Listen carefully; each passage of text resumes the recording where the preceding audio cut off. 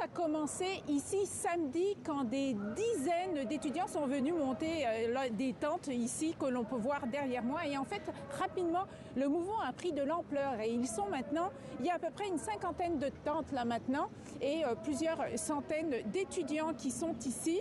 Alors, qu'est-ce qu'ils réclament ces étudiants? Eh bien, ils réclament deux choses. La première des choses, ils réclament le cessez-le-feu à Gaza, donc cessez-le-feu entre Israël et le Hamas. Et la deuxième chose qu'ils réclament également, c'est que l'université McGill, c'est une des deux universités anglophones de Montréal et même une des plus prestigieuses, eh bien qu'elle coupe tous ces liens avec Israël, tant sur le plan financier que sur le plan scolaire.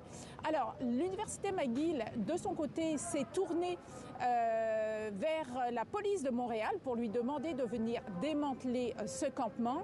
Et deux étudiants de l'université McGill, de leur côté, se sont adressés aux tribunaux pour ils ont déposé une injonction pour réclamer le démantèlement et également de ce campement.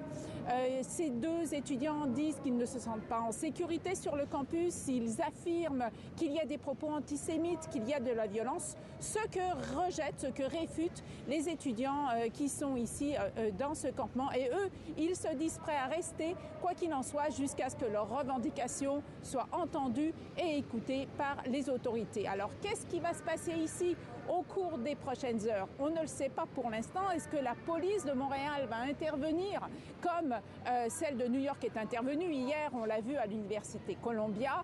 Quelle sera la réponse également des tribunaux par rapport au démantèlement de ce campement? Eh bien, c'est ce qu'on va voir.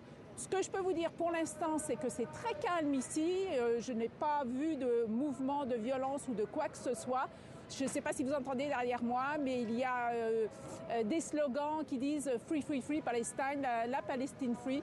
Pour l'instant, c'est très calme ici. Alors, on va voir qu'est-ce qui va se passer au cours des prochaines heures.